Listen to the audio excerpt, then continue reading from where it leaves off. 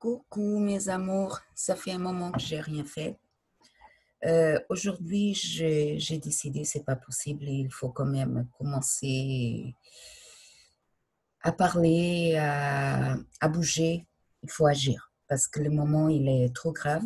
Alors j'ai décidé de faire une vidéo tous les jours, presque tous les jours, 5-10 minutes des sujets que dans la journée me tiennent à cœur.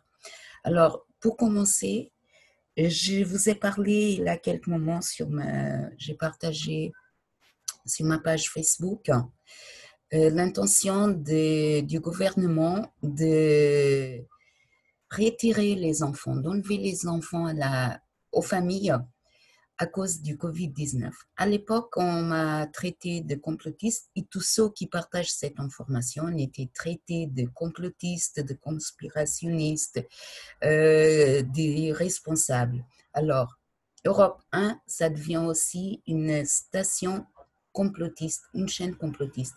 Écoutez ce qu'ils disent.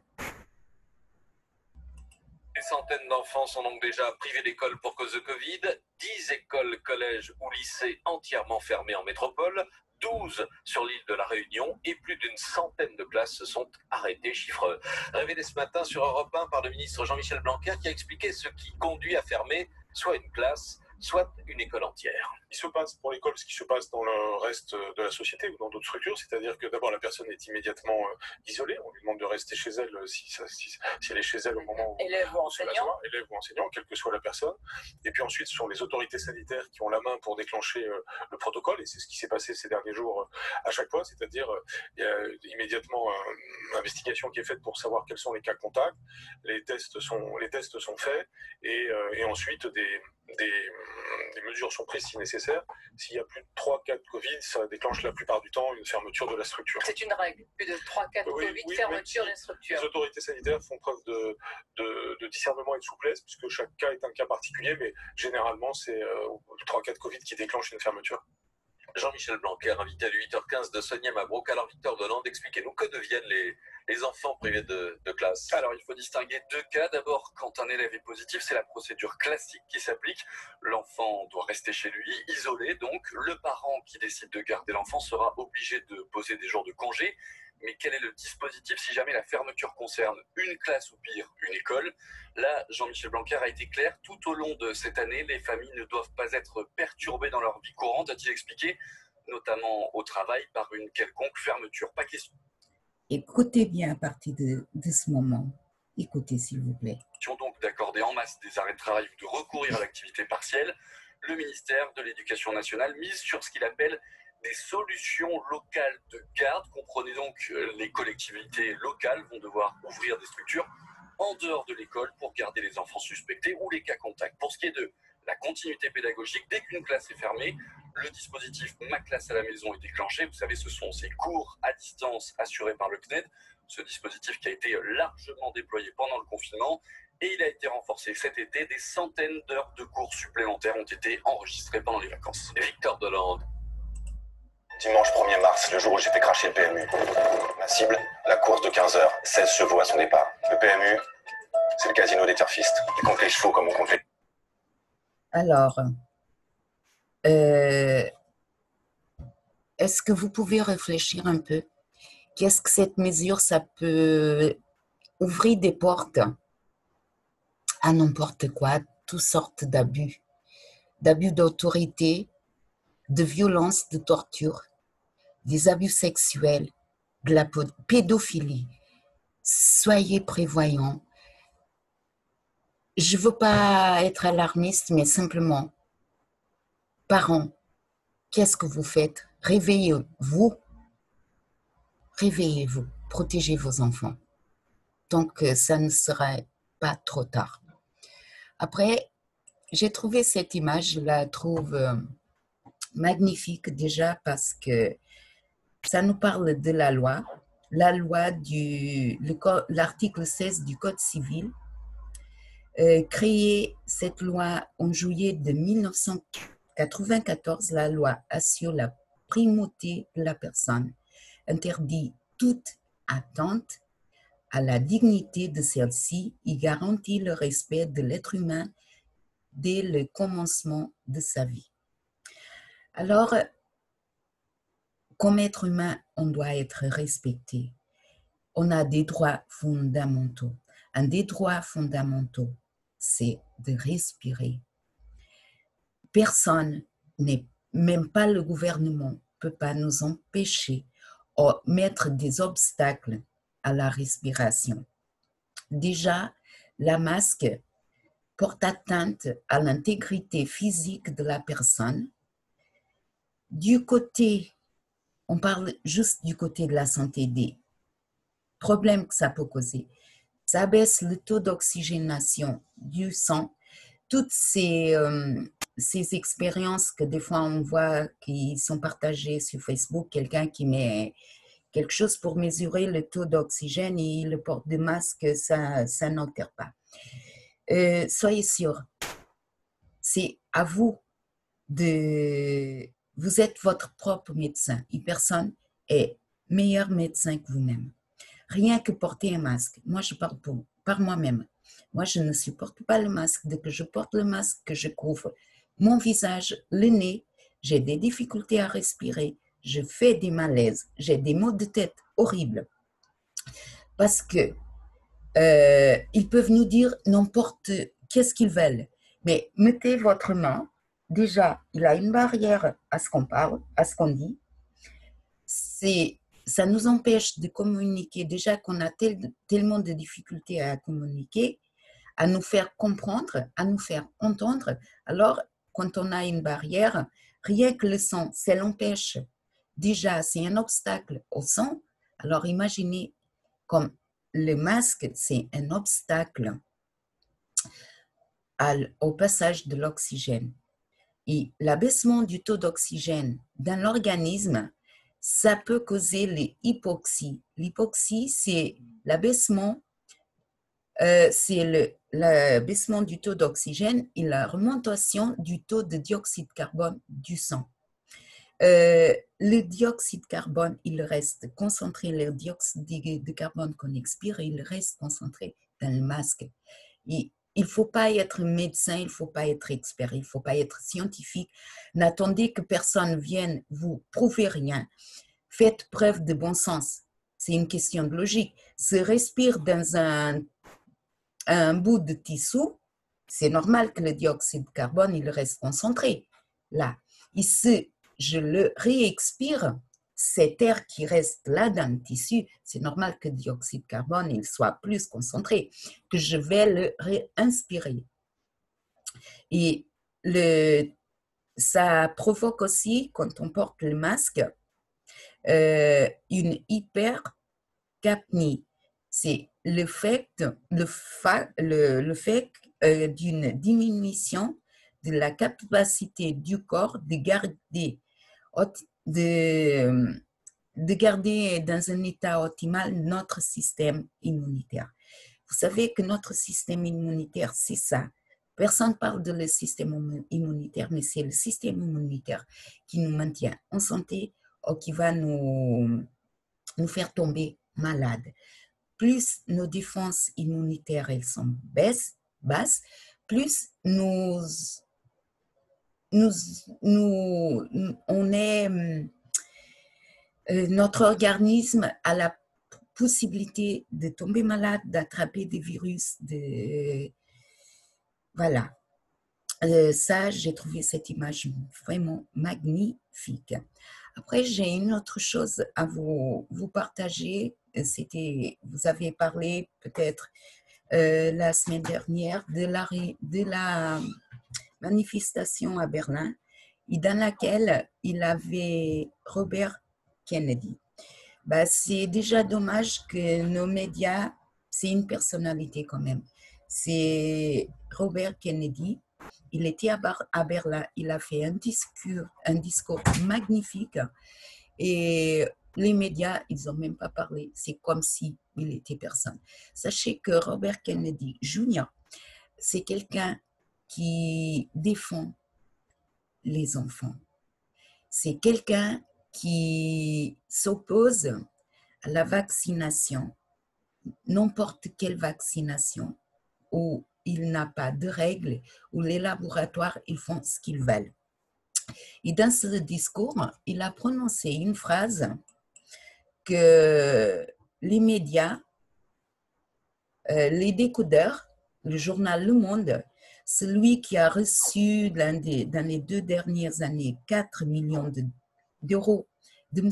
Bill Gates, celui qui défend la diminution de la population mondiale, que ses enfants ne sont même pas vaccinés, mais par contre, il défend la vaccination de la population mondiale. Il dit que le coronavirus, il ne va pas s'arrêter tant que les 7 milliards d'habitants, la totalité de la population mondiale, ne soit pas vaccinée.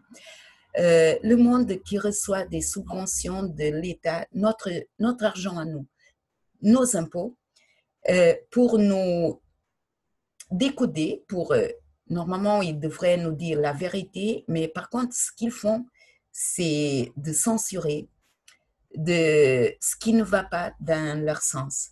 Et ils ont censuré, ils ont dit que le discours de Robert Kennedy Jr.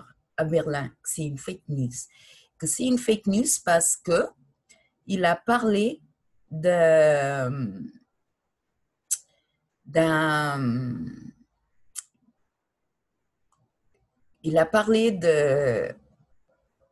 d'une phrase attribuée au nazi Hermann Göring.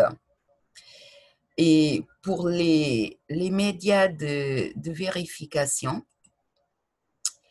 alors c'est pas ça. Attendez, voilà. Pour les médias de vérification, cette phrase, c'est une fake parce que ce qu'il dit, c'est que c'est une citation déformée que le nazi Hermann Göring, il n'a jamais affirmé ça. Par contre, je vous mets ici la citation de ce monsieur. Bien entendu, le peuple ne veut pas de guerre. Pourquoi est-ce qu'un pauvre... attendez... Un pauvre gueux dans une ferme voudrait risquer sa vie dans une guerre dont il ne peut espérer au mieux qu'il en reviendra entier. Naturellement, le commun de la population ne veut pas de guerre, ni en Russie, ni en Angleterre, ni en Amérique, ni en ce qui nous concerne en Allemagne. C'est bien entendu, mais après tout, ce sont les dirigeants d'un pays qui en déterminent les lignes d'action. Et ce n'est jamais qu'une question de simple que d'entraîner le peuple, que ce soit dans une démocratie, une dictature fasciste, un parlement ou une dictature communiste. Le peuple peut toujours être converti à la cause des dirigeants. Cela est facile. Tout ce qu'il suffit de faire, c'est de leur dire qu'ils sont attaqués et dénoncer les pacifistes pour leur manque de patriotisme qui expose le pays au danger. Cela marche de la même façon dans tous les pays.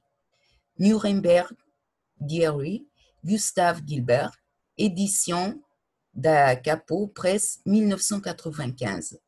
C'est une réédition. Là, il a l'ISBN. À page 278. Alors, citation déformée en quoi? Par le remplacement du mot peur, dire que quelqu'un est attaqué et les convaincre que ceux qui s'opposent les mettent en danger n'est pas là l'utilisation de la peur? N'est-ce pas là cette stratégie perverse utilisée aujourd'hui, dit qu'on est attaqué par un virus et que ceux qui ne respectent pas ce que disent les autorités sont des assassins qui mettent en danger la vie des autres? Il faut bien justifier l'argent reçu gracieusement de la part de M. Bill Gates, je répète, et gracieusement les subventions de l'État. Alors, je vous laisse réfléchir. dans ces deux choses, la façon comme les informations elles sont passées, comme l'information elle peut être déformée. S'il vous plaît, réfléchissez avant tout, utilisez le bon sens. Vous vous sentez mal, c'est pour quelque chose. Le corps, il nous parle. Et quand le corps, il nous parle, il faut juste l'écouter. Bon, c'est tout, c'est ce que je voulais vous dire. Je vous dis à bientôt, peut-être aujourd'hui, peut-être demain, parce que maintenant, je vais reprendre les vidéos pour... c'est grave, il faut bouger, il faut agir, il faut être actif. Moi, depuis quelques jours que je suis en télétravail, parce qu'apparemment, il a eu un cas d'une entreprise, un cas positif. Et les chefs, ils nous ont dit, vous êtes obligés de faire le test. Et vous êtes obligés d'y aller vous faire tester. Et si vous ne vous faites pas tester, vous ne pouvez pas reprendre le travail. Heureusement qu'il a, Maître Buzyn, qu'il a créé une association, l'association Réaction 19. Franchement, je vous conseille de vous abonner à cette chaîne YouTube, d'écouter ce qu'il dit. Par contre, une des choses qu'il dit, et ça c'est, comme il a lui-même a dit, c'est une loi, c'est absolu. Personne, aucun employeur, aucun patron pour vous obliger à passer un test. Parce qu'un test, c'est un acte médical. Et le code de la sécurité sociale nous dit bien qu'aucun acte médical peut être fait sans notre consentement. Si vous n'êtes pas d'accord, vous n'êtes pas obligé de le faire. Et aussi, on est protégé par la loi du secret médical. Vous n'êtes pas obligé de dire à votre patron, à votre employé, à votre chef, quel est le résultat de votre test. Ça, c'est un premier. Il faut arrêter parce qu'un test, un cas positif, n'importe qui peut être positif. Ça ne veut pas dire qu'on est malade, qu'on est contagieux. L'Organisation mondiale de santé elle-même l'a dit que les personnes asymptomatiques ne sont pas contagieuses. Voilà. Après, la seule chose que le patron ou l'employeur peut vous obliger, c'est d'y aller voir le médecin du travail. Et après, c'est le médecin du travail qui va vous dire qu'est-ce que vous devez faire. Si vous n'êtes pas malade, vous n'êtes pas obligé de faire un test. Vous n'êtes pas obligé d'être d'accord avec un médecin parce que le médecin, il n'a aucune autorité sur vous. Et le patron, il ne peut pas vous faire aucune sanction. Ce que vous êtes peut-être obligé de faire, c'est de respecter la quarantaine. Ça, vous êtes obligé. Mais là, le patron, il est aussi obligé de vous payer. Voilà, je voulais finir par là et je m'arrête là. C'est tellement d'informations qu'il faut qu'on se réveille. La dictature, elle est là. C'est notre liberté, notre santé, notre bien-être. Et surtout les enfants. Il faut regarder nos enfants. Après la torture des masques, les maux de tête, il a tellement de problèmes qu'il commence à apparaître. Les parents, s'il vous plaît, protégez vos enfants. Informez-vous, protégez vos enfants. La loi n'est pas le droit. La loi, quand elle est injuste, il faut la combattre. La désobéissance civile, quand les lois sont stupides, il faut agir. Il faut agir, c'est notre liberté. La liberté, c'est quelque chose qu'on mérite. Et quand quelqu'un veut nous prendre notre liberté, on dit, c'est bon. Là, c'est ma liberté, c'est mon bien-être, c'est moi qui décide. Voilà, je vous dis à très bientôt. Merci.